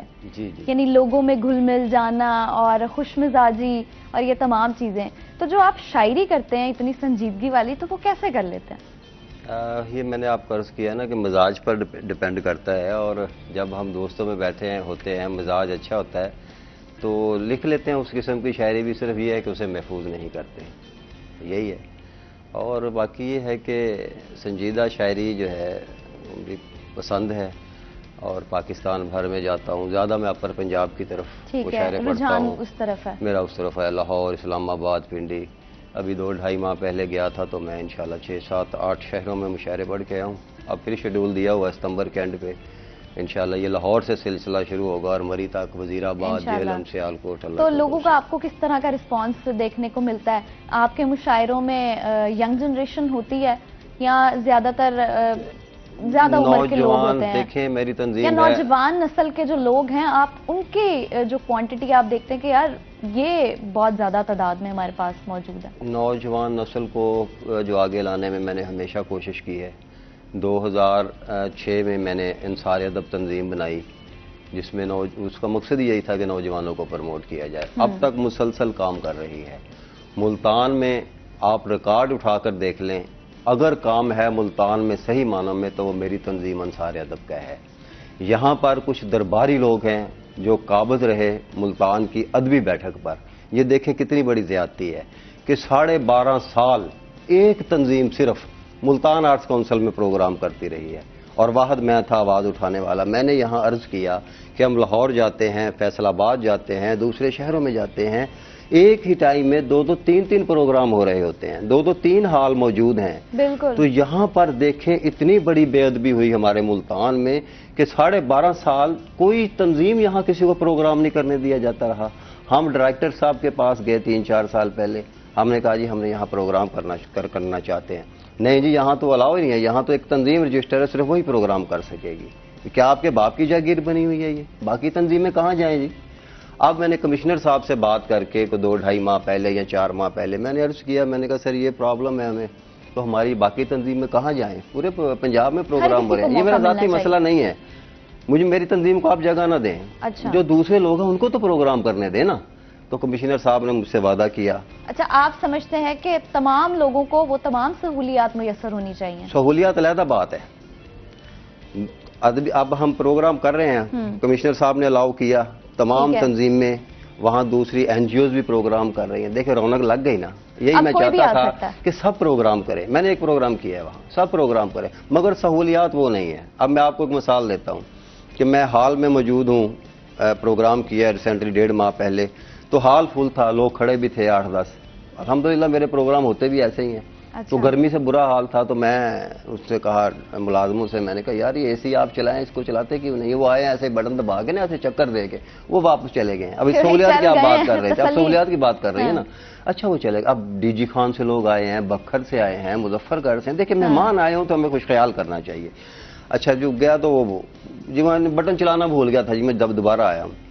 اچھا میں اوپر گیا ہوں، یقین کیجئے خدا گواہ ہے، کمرہ خالی تھا، ڈائریکٹر صاحب کے ساتھ والا کمرہ، وہاں 3-4 کلرک بیٹھتے ہیں، اور وہاں کا ٹمپریچر جو ہے روم کا میرا خیال ہے کہ 24-25 پہ پہنچا ہوگا. یخ کمرہ ہوا پڑا تھا، اور نیچے جو لوگ جہاں تقریب ہو رہی تھی، جن لوگوں کے لیے یہ بنایا گیا یہ ادارہ، وہ پسینے سے برا حال تھا اور اٹھ کے باہر جا رہے تھے. یہ جو آپ سہولیات کی بات کر رہی ہیں یہ سہولیات ہے. اور ملتان ٹی ہاؤس میں بھی یہی صورتحال ہے. میں نے کمشنر صاحب سے لکھوایا، لاہور کی ایک تنظیم تھی، میں نے ان سے کہا کہ ہمارے پاس اس دفعہ بجٹ نہیں ہے، ہم ہمیشہ ٹی ہاؤس میں پروگرام کرتے ہیں. انہوں نے مجھے الاؤ کیا، کمشنر صاحب نے ڈی سی صاحب کے پاس آئی، ہم آئے جناب ٹی ہاؤس، وہاں بخاری صاحب بیٹھتے ہیں. میں نے کہا جی یہ حال. اچھا ڈی سی صاحب کہنے لگے آپ ہال فری کیوں لے رہے ہیں؟ میں نے کہا جی اس لیے کہ ہم نے کبھی پہلے لیا نہیں ہے. مسکرائے، انہوں نے سائن کیا، یہاں لیٹر بن کے آیا. اور یہ صاحب بیٹھے ہیں وہاں، ان سے فون کیا، ان کے انڈر میں ظاہر ہے بخاری صاحب نے میرے ہوتے فون کیا، کہنے لگے نہیں جی ان کو کہیں پوری فیس جمع کریں. یہ تو معاملات چلتے رہتے ہیں اور ہر ادارے میں ہر جگہ یہ معاملات چلتے رہتے ہیں. جی جی. اگر ان سے ہٹ کے ہم صرف شاعری پہ بات کریں تو میں آپ سے بالکل آپ شاعری کے بارے میں بالکل وہ یہی بات کرنا چاہ رہی ہوں کہ ہمارے راستے روکنے والے کچھ لوگ ہیں ہم چاہتے ہیں جیسے ادبی بیٹھک کھلی ہے، ہم چاہتے ہیں کسی کے آپ دروازے کسی کے لیے بند نہ کریں، ہمارا ذاتی اختلاف کسی سے نہیں ہے۔ اچھا، آپ ہمیں بے شک ٹی ہاؤس میں ہمیں جگہ نہ دیں، آپ ہمیں ادبی بیٹھک میں جگہ نہ دیں، اکادمی ادبیات میں نہ دیں۔ اب پی ٹی وی کا مشاعرہ ہوتا ہے، مجھے 10 دن پہلے فون آتا ہے جی آپ نے مشاعرہ پڑھنا ہے، 2 دن پہلے پتہ چلتا ہے جی آپ کا نام کاٹا گیا ہے۔ کون کس نے کٹوایا؟ اب ٹی ہاؤس میں اس خطے کے بڑے شاعر ہیں ممتاز اطہر صاحب، کسی کی شاعری ہے اگر جنوبی پنجاب میں تو سامنے لے کے آئیں۔ اب ان کی تصویر ملتان ٹی ہاؤس سے اتاری گئی ہے، میرا سوال ہے انتظامیہ سے کہ ان کی لگی ہوئی تصویر کس لیے اتاری گئی ہے، ان پر کیا آبجیکشن تھا؟ میری تصویر لگائی گئی جس بندے نے سینکڑوں مشاعرے ملتان میں کروائے ہیں، جو اوریجنل شاعر ہے، 2 کتابیں آ گئی ہیں، 2 اور آ رہی ہیں، میری لگی ہوئی تصویر ٹی ہاؤس سے اتاری گئی ہے، اس کی کیا وجوہات ہیں؟ کیوں اس کو اپنی ذاتی جاگیر سمجھا ہوا ہے؟ اچھا، اس سے ہم ڈسہارٹ ہوں گے نا۔ ایک بندہ آپ کام کر رہا ہے، آپ کو چاہیے کہ آپ انہیں عزت دیں، انہیں پروموٹ کریں، محبت کے ساتھ پیش آئیں، بجائے آپ تصویریں اتار کے ہماری پھینک رہے ہیں وہاں سے۔ اچھا خیر یہ معاملات بی بی ایک منٹ، اب مطلب انہوں نے اپنا مقدمہ جو دائر کیا ہے اس کا جواب تو ظاہر ہے میں نے دینا ہے۔ دیجیے۔ پہلی بات تو یہ ہے کہ ممتاز اطہر صاحب بہت بڑے شاعر ہیں، میرے ذاتی دوست ہیں۔ اچھا، اور میں ان کا فین بھی ہوں اور میرے ان سے آج بھی بہت اچھے تعلقات ہیں۔ فین ہوتے تو آپ کبھی تصویر نہ اتار۔ یار ایک منٹ، میں نے آپ کی بات میں دخل نہیں دیا، میری پوری بات اچھا سنیے۔ میں نے آپ کی پوری بات تسلی سے سنی۔ ٹھیک ہے، سنائیں، دے جواب دیں۔ میں نے ان کو آفر کی، ہم نے اعزازی ممبرشپ کی، آفر نہیں کی بلکہ ہم نے ان کا نام لکھا، اس کا ایک ہم سرٹیفکیٹ دیتے ہیں، وہ سرٹیفکیٹ بنایا۔ سجاد جہانیہ صاحب ہمارے دوست ہیں، میں مطلب ایسی بات نہیں کروں جن کے گواہ نہ ہو۔ سجاد جہانیہ صاحب کہا جی میں ان کے گھر جا کے ان کو دینا چاہتا ہوں، اور ہم نے ان کی تصویر بھی لگائی ہے۔ اچھا، انہوں نے کہا جی میں خالد مسعود کی بہت عزت کرتا ہوں، میرے دوست ہیں، سب کچھ ہے، لیکن میرا کچھ بڑے پیمانے پہ اختلاف ہے کچھ اور لوگوں سے، تو میں یہ ایک تو ممبرشپ قبول نہیں کرتا اعزازی۔ ٹھیک ہے۔ نمبر 2 انہوں نے یہ کہا، سجاد جہانیہ صاحب کے میسج بھیجا کہ ان کو کہیں کہ میری تصویر اتار دیں ورنہ میں خود آ کے اتار دوں گا۔ اچھا، جب ایک آدمی، ہمارے دوست ہیں، میرا ان سے آج بھی تعلق ہے، میرے آفس آتے ہیں، یہ نہیں کہ میری ان کی شاعری سے تو ان کو تمام لوگ جانتے ہیں، ان کی شاعری کے علاوہ میرا ان کا ایک ذاتی تعلق ہے۔ ذاتی تعلق ہے۔ آپ ان سے کبھی میرے بارے میں گفتگو کریں گے تو آپ کو بتائیں گے کہ میں ان کا دوست تھا، دوست ہوں اور انشاءاللہ دوست رہوں گا، لیکن جب انہوں نے بااصرار کہا کہ آپ میری تصویر اتار دیں ورنہ میں خود آپ کو اتار دوں گا، تو ان کی تصویر اتار دی گئی۔ ان کی حکم کے، میں سمجھتا ہوں کہ میں تو یہ کہوں گا بڑے بھائی ہیں، ان کے حکم میں، نمبر 1۔ نمبر 2 انہوں نے بات کی جی کہ ڈی سی صاحب نے لکھا تھا کہ جی حال مفت دیا جائے تو مفت نہیں دیا۔ کوئی بندہ یہ ثابت کر دے کہ ملتان ٹی ہاؤس کا ہال کسی شخص کو کبھی کسی سرکمسٹانسز میں فری دیا گیا ہے تو میں اس کا ذمہ دار ہوں۔ اس کا ایک بورڈ ہے، ملتان ٹی ہاؤس کا ایک بورڈ ہے، ملتان ٹی ہاؤس سوسائٹی ہے۔ اس سوسائٹی نے یہ فیصلہ کیا تھا کہ اس کا ذریعہ آمدنی صرف اس کا ہال ہے، اس کے ہال کا کرایہ عام تقریبات کے لیے یہ ہوگا، ادبی تقریبات کے لیے یہ مختص کر دیا گیا۔ ادبی تقریبات کے لیے سبسڈائز ریٹ ہے، لیکن وہ کسی کو معاف نہیں ہے۔ کمشنر صاحب نے لکھا، ہم نے ان سے بات کی کہ یہ بورڈ کا فیصلہ ہے، آپ نہیں کر سکتے، تو وہ مان گئے اور اس کے بعد ہم نے کرایہ لیا ہے۔ تو اس میں مطلب اتنے ناراض ہونے کی کیا بات ہے؟ کتاب چھاپتے ہیں، اس پہ پیسے لگاتے ہیں، پینافلیکس بناتے ہیں، جا کے کارڈ تک چھپتے ہیں، اس پہ پیسے لگتے ہیں، جب ٹی ہے اس کو تھوڑا سا کرایہ دینا پڑتا ہے، اس پہ کوڑام مچ جاتا ہے۔ بالکل ایسے۔ اچھا مجھے مسعود صاحب یہ بتائیے گا کہ ملتان ٹی ہاؤس میں جو ممبرشپ کا کرائیٹیریا ہے وہ کیا ہے؟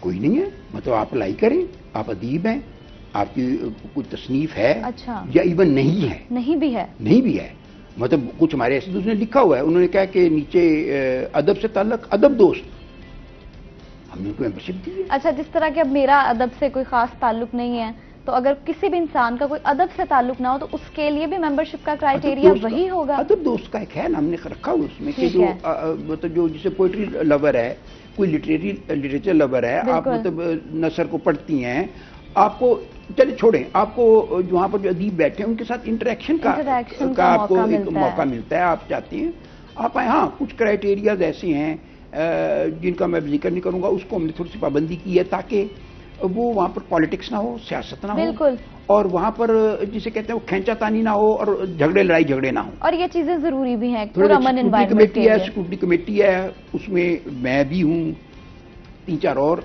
जो हैं नामवर लोग हैं, तो वो उस पर फैसला करती है, लेकिन बड़ा रिलैक्स्ड है, कंफर्टेबल माहौल, बड़ा कंफर्टेबल है, मेंबरशिप बड़ी रिलैक्स्ड है। अच्छा, हाँ, लेकिन कई लोग हैं जिन्होंने अप्लाई नहीं किया, वो अप्लाई नहीं किया, वो मेंबर नहीं है, मेंबर ना होने के बावजूद शोर मचाते हैं, वो उनकी अपनी मर्जी है। अच्छा, चलें हम जरा आपसे शायरी आपकी सुनना चाहेंगे, अगर आप कुछ अर्ज कर दें। देखें जी, मैं शायरी तो इस फोरम पे आपके रूही के बहुत दफ़ा सुना चुका हूँ, ईद शोज पे तकरीबन हर ईद पे आता हूँ, उसके अलावा भी होती रहती है। बिल्कुल, आपकी शायरी सुनना लोग इसलिए पसंद भी बहुत करते हैं। उसमें एक कथा आपको सुनाता हूँ। वो मौजू आप देखें कि अपने एतबार से बहुत संजीदा है।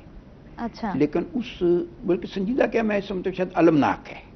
अच्छा, लेकिन उसमें से जिस तरह एक मिजाज का पहलू निकला, अगर आप उसको देखें, बिल्कुल, तो जनाब इकबाल की जमीन में है कि एक ही साफ में, ये जो हमारी आजकल अमन अमान की सूरत हाल है, पिछले दिनों शवाल में धमाका हुआ है, ये इस पे है, बुनियाद उसी पे है, ठीक है, कि एक ही साफ में पढ़ी दोनों ने यूं ईद नमाज, एक ही साफ में पढ़ी दोनों ने यूं ईद नमाज, कुर्ता पहने हुए महमूद था जैकेट में अयाज, दूर तक सब ने सुनी जोर से एक ठा की आवाज, फिर वहां बंदा रहा और ना कोई बंदा नवाज। तो ये हमारे जो खुदकुश हमला है, ये सारी जो मस्जिदों में हो रहा है उस पर, तो आप देखें मिजाइए शायरी मैं समझता हूँ बुनियादी तौर पे शुगर कोटेड एक एलिमेंट है, बिल्कुल, खास तौर पे जिस मुआशरे में जिसे कहते हैं ना कुव्वत बर्दाश्त की कमी हो, तो वहां पर डायरेक्ट बात कहने के बजाय आप थोड़ा सा उसको शुगर कोटिंग कर देते हैं। बिल्कुल, तो ये जो मिजा है, ये बहुत सी चीजें ऐसी हैं जो अगर हम उसको आम पैराए में कहें तो शायद आपको बुरा लगेगा, बात का असर भी रहता है और उस तरीके से वो आपको पिंच नहीं करती, बिल्कुल आपको हर्ट नहीं करती। बिल्कुल ठीक है, मजीद आपसे शायरी सुनेंगे और साबिर अंसारी साहब की भी शायरी सुनेंगे, लेकिन अभी वक्त हो चुका है एक ब्रेक का, वापस आऊंगी मैं एक छोटी सी ब्रेक के बाद।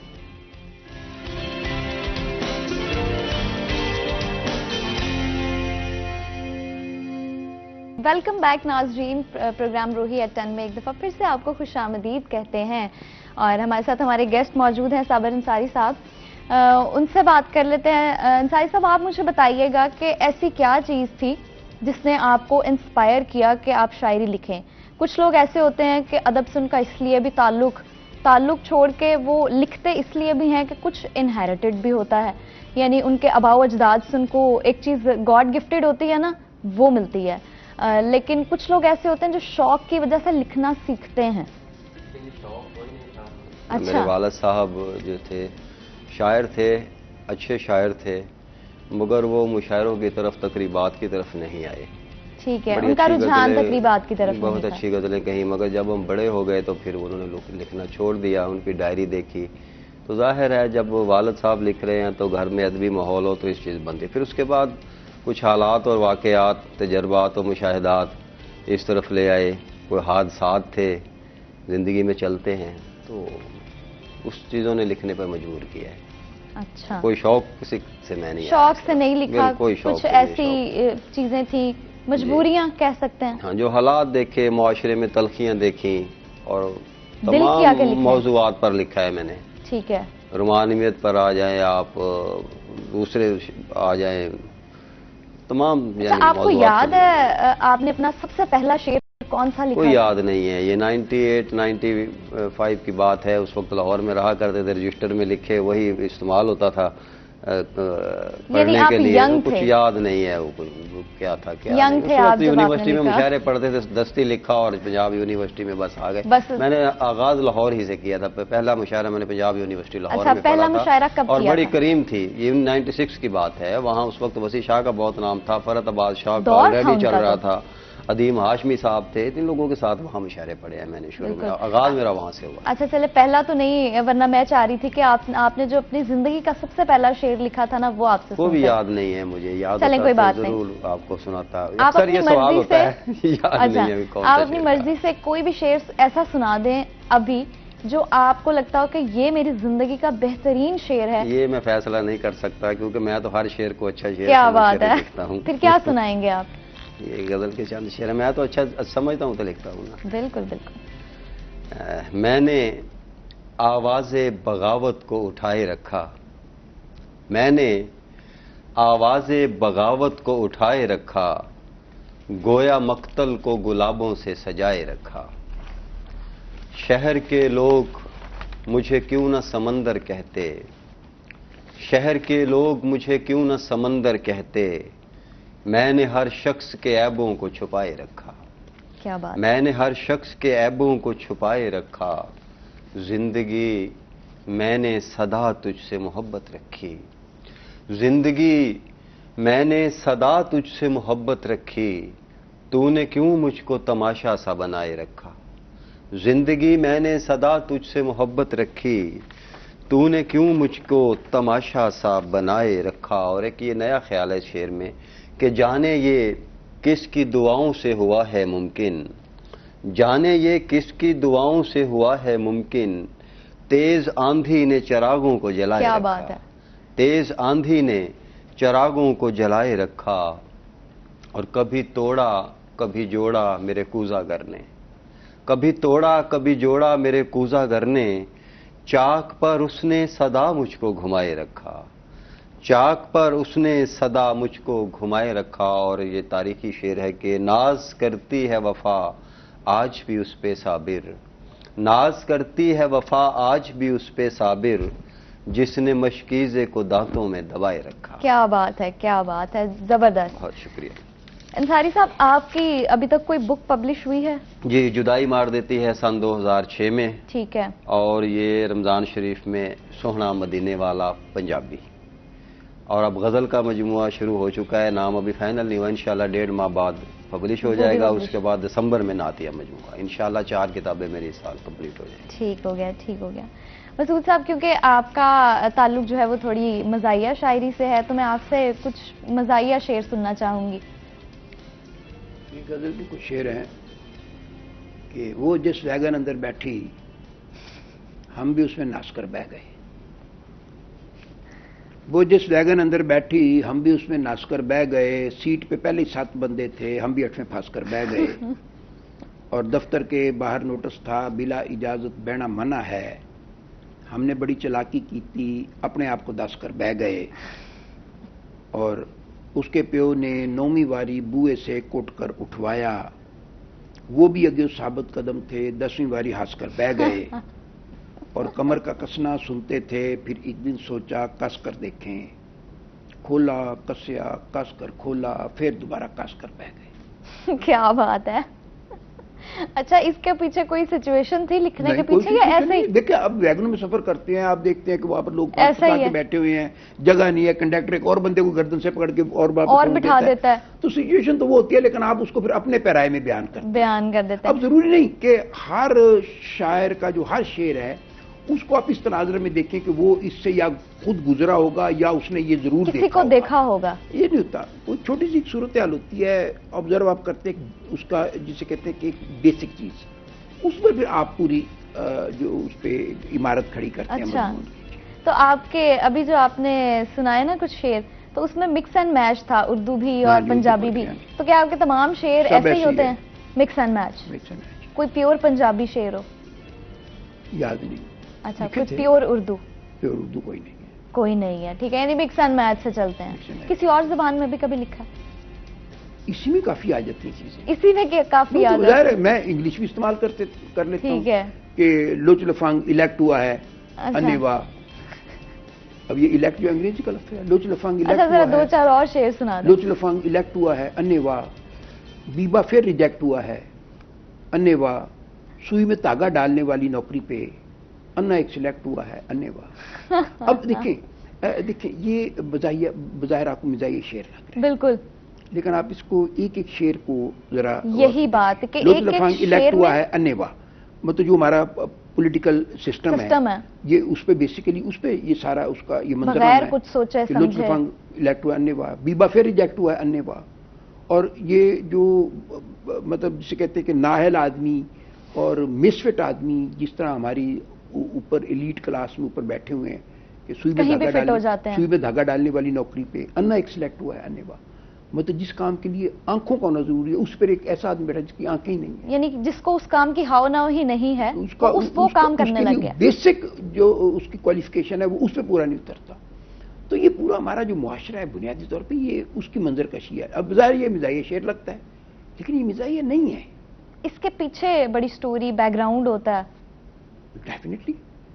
ٹھیک ہے. اب آپ اس صورتحال کو آپ یہ تو نہیں دیکھا ہوگا نا کہ کوئی باقی کوئی نابینا بیٹھا ہوا سوئی میں دھاگے ڈالنے پہ ہو، لیکن سچویشن سے اس کو ریلیٹ کر دیا. بالکل ایسے ہی ہے. انصاری صاحب آپ کوئی ایک شعر سنا دیں یا کوئی غزل سنا دیں.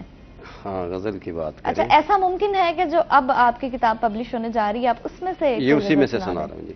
چلیں یہ تو زبردست ہے.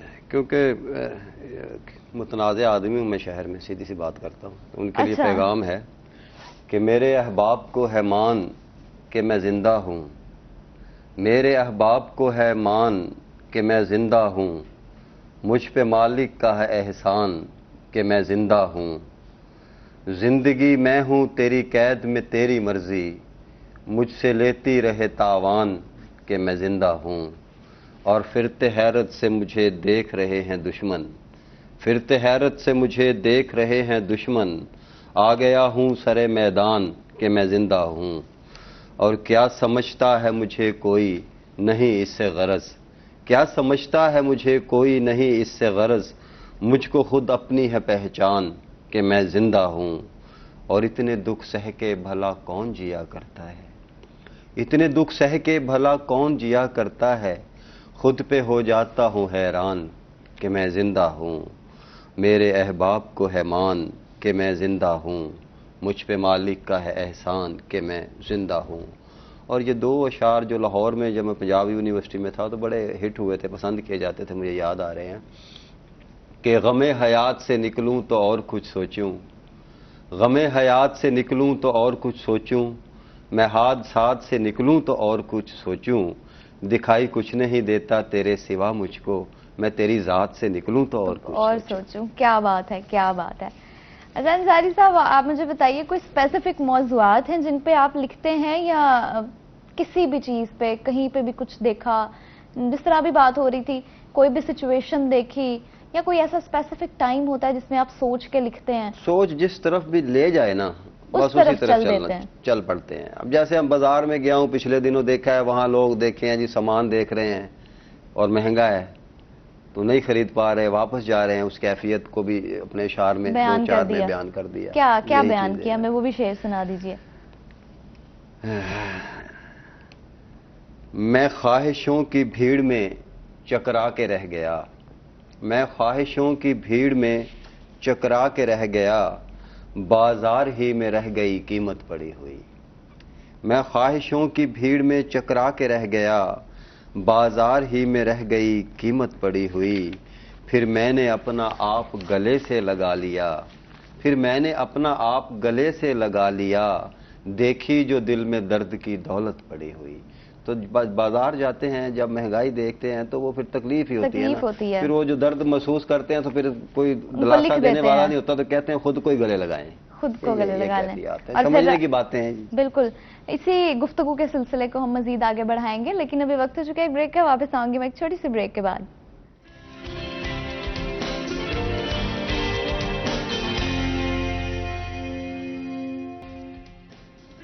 ویلکم بیک ناظرین. پروگرام روحی ایٹ 10 میں ایک دفعہ پھر سے آپ کو خوش آمدید کہتے ہیں. اور جیسے کہ آپ سب جانتے ہیں کہ آج ہمارے ساتھ ویل نون شاعر موجود ہیں. مسعود صاحب آپ سے آپ کی کوئی غزل سننا چاہوں گی کہ جو آپ نے اپنے لائف ٹائم میں اب تک جو آپ کو لگتا ہو کہ یہ بڑی زبردست غزل ہے جو میں نے لکھی ہے. میں آپ کو بتا دوں کہ کسی ماں سے یہ پوچھنا کہ اس کی کون سا اولاد میں کون سے سب سے اچھی ہے تو بڑا مشکل سوال ہے. لیکن پھر بھی کچھ دل کے قریب زیادہ ہوتے ہیں. دیکھیں بعض چیزیں ایسی ہوتی ہیں جو شاعر کو پسند ہوتی ہیں وہ لوگوں کو پسند نہیں ہوتی. شاعر کا مطلب دیکھیں ایک آپ کا نا اپنی ایک واردات ہے، قلبی واردات اس کو کہہ لینا. اس میں یہ ہے کہ آپ کو کوئی چیز بڑی اچھی لگ رہی ہوتی ہے، نہ وہ پڑھنے والوں کو مزہ دے رہی ہوتی ہے نہ وہ سننے والوں کو مزہ دے رہی ہوتی ہے. وہ اس لیے کہ اس کا جو ریفرنس ٹو کانٹیکسٹ ہے شاعر کو تو پتا ہوگا، باقی لوگوں کو نہیں پتا ہی نہیں ہوگا. تو اس لیے میں نہیں سمجھتا کہ جو شاعر کی پسندیدہ غزل ہے وہ آپ کی بھی پسندیدہ ہو. نہیں لیکن پھر بھی لیکن میں بہرحال آپ کو غزل کے 3-4-5 شعر ہیں کہ بے فضول سی گال پر اڑ کر سوتے رہے, تو پے سڑ گئے سڑ کر سوتے رہے, بیگم نے دبکایا تو وہ کابر کر, غلط ٹرین پہ چڑھ گئے چڑھ کر سوتے رہے, اور راتی ڈاکو پنڈ میں ہونجا پھیر گئے, پیرے والے ڈنڈے پھاڑ کر سوتے رہے. لیکن یہ المیہ ہے بیسیکلی, بالکل ایسے ہی حقیقت ہے. راتی ڈاکو پنڈ میں ہونجا پھیر گئے, پیرے والے ڈنڈے پھاڑ کر سوتے رہے, اور ڈگے تھے آسمان سے اڑے کھجور میں ہم, بس پھر روز کھجور میں اڑ کر سوتے رہے. اور بیوی سے ڈر کر بھاگے تو 2 دن تک بیبے کے کمرے میں وڑ کر سوتے رہے, اس کے گنجے کونے سر کی یاد میں ہم رنگلے پلنگ کا پاوا پھاڑ کر سوتے رہے. کیا بات ہے. اچھا آپ کے واقعی ہر شعر میں جو بذاتے سننے میں تو مزاحیہ ہیں, لیکن واقعی ہر شعر میں ایک ڈیفرنٹ کانسیپٹ ہے اور ایک ڈیفرنٹ حقیقت ہے ہمارے معاشرے کی, جو تلخ حقیقت ہے.